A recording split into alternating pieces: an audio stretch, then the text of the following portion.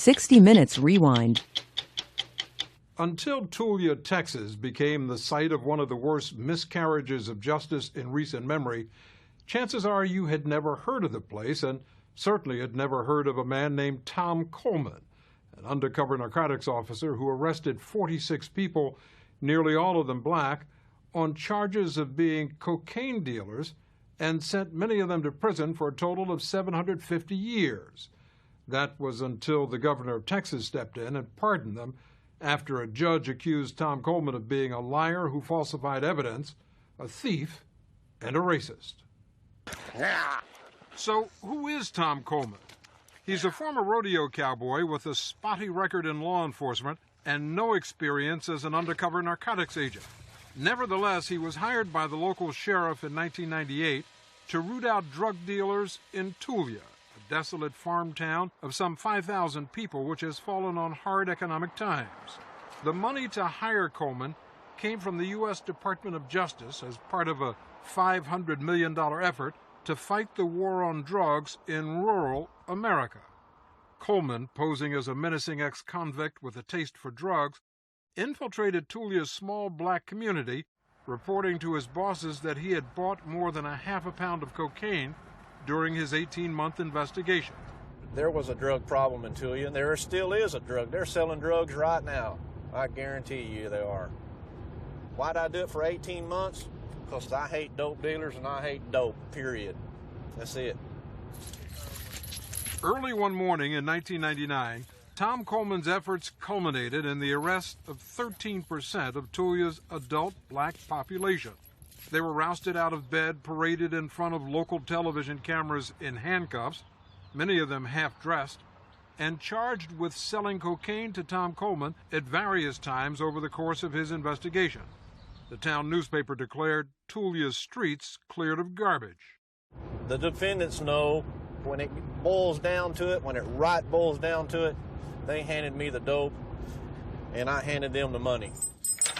One of those arrested was 26-year-old Freddie Brookins, Jr., a former high school star athlete with no criminal record. He was sentenced to 20 years in prison. That wasn't an investigation. It was just a roundup. A West Texas roundup, that's all it was. 33-year-old Yule Bryant, a sales clerk, was charged with selling $160 worth of cocaine. I was getting dressed. When they knocked on the door, I was still in my boxers. They told me where I was going. I didn't need no clothes. Billy Wafer, a 45-year-old warehouse foreman, was charged with dealing 2.3 grams of cocaine to Tom Coleman. I guess they wanted to be on the map. They wanted to be on the map by arresting so many and making this the biggest drug bust that they ever had, whether it was done right or wrong. Why was nearly everyone you arrested black? I mean, there's some people say that you intentionally targeted the black community. No, they didn't intentionally target anyone in Tulia. It turned out that way. It's just where the road led me. It may be no coincidence that the road led Tom Coleman to the town's black community. It was well known that he had used racial slurs in front of his superior officers in Tulia. Everybody's making a big deal. Oh, God, he said the word like, oh, let's put him in an electric chair. Well, yeah, the word was bad back in the 20s, 30s, and 40s, and 50s, and 60s, and 70s. But now it's just a common slang, you know? Yeah, I mean, people, you can watch TV and hear that word, you know? It's a greeting. Coleman told me he used the N-word to fit in with blacks during his investigation and admits he also used it among his white friends. The word Yes, sir, I've used that word. I've used it a lot. Yeah, what's up? Is that a greeting you'd use with me? Oh, no, sir, not you. But it's okay to use it around other people?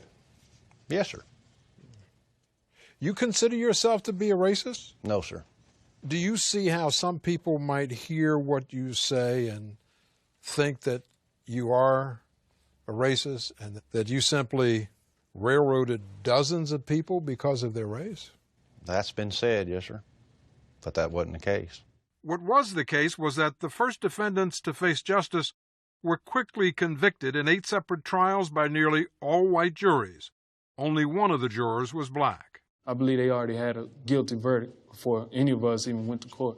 They were all given harsh sentences ranging from 20 to 341 years in prison, even though the arrests had turned up no cocaine, no drug paraphernalia, no weapons, no money, or any other signs of drug dealing.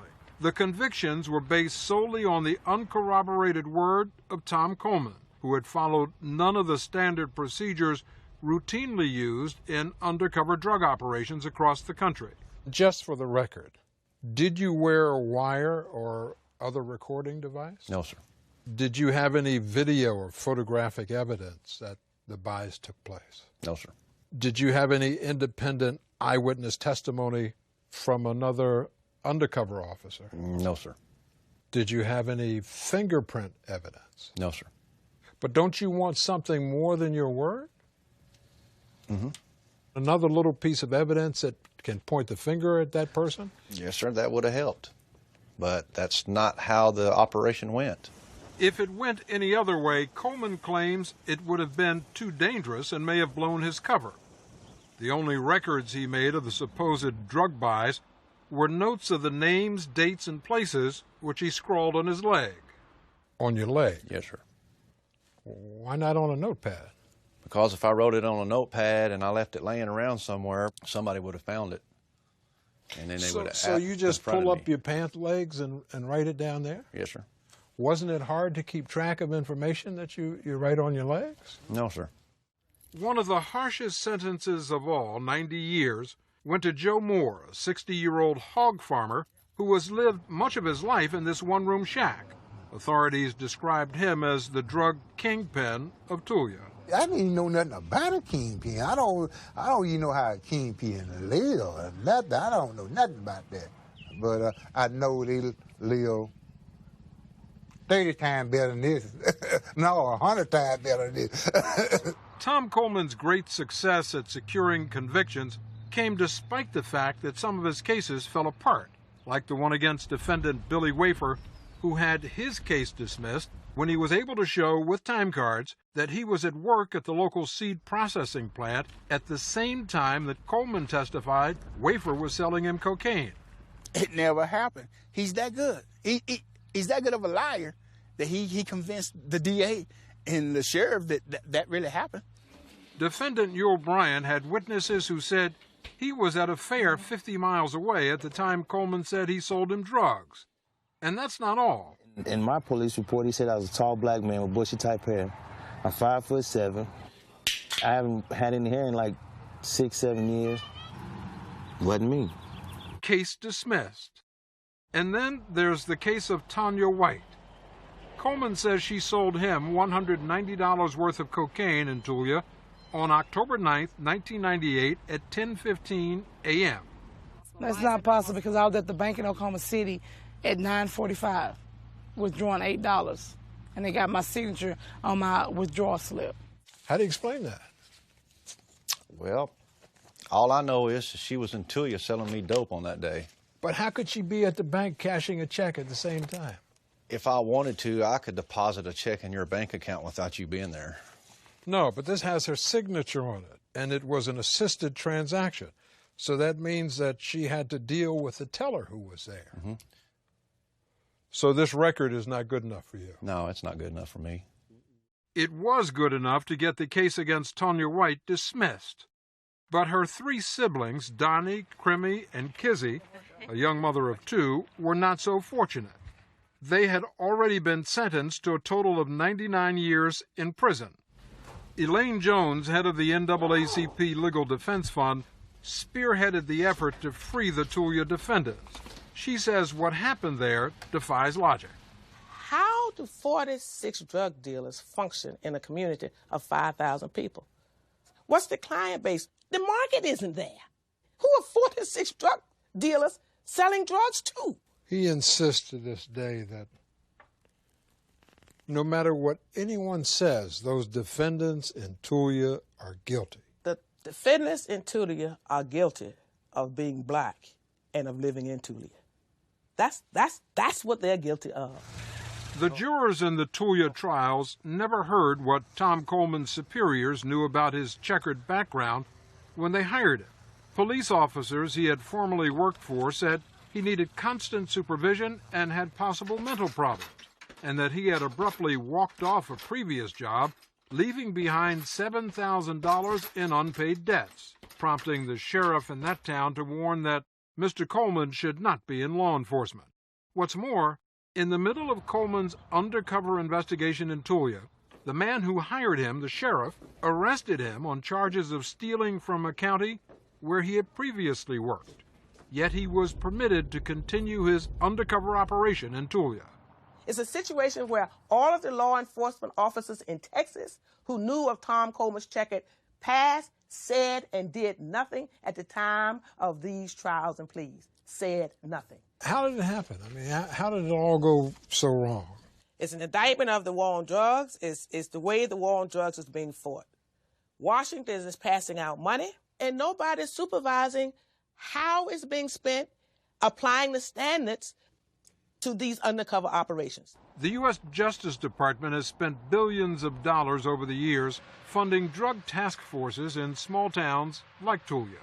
The more arrests and convictions a task force makes, the more money it receives the following year, which can be used in virtually any way it sees fit. In 1999, Tom Coleman was rewarded for his efforts in Tulia. The Attorney General of Texas named him Outstanding Officer of the Year. But just 6 months ago, Coleman was called upon to defend his conduct before a state judge who was hearing appeals from some of those convicted in the Tulia sting. He said that your testimony was, quote, absolutely riddled with perjury, that you were entirely unbelievable under oath, and that you are, quote, the most devious, non-responsive law enforcement witness this court has witnessed in 25 years on the bench in Texas. That's pretty harsh. Yes, sir, but that's his opinion. A lot of the juries during the trials, they spoke their verdict. And that was a lot of juries, and that's just one judge. But that one judge, on one day this past summer, set the Tulia defendants free. Welcome home. Among them were Joe Moore, Kizzy White, and Freddie Brookins Jr. Finally, man. I know we can't have those 3.5 years back, but we're going to start where it left off. As for Tom Coleman, he was recently indicted for perjury. He's also under investigation by the FBI for possible civil rights violations. How has this affected you?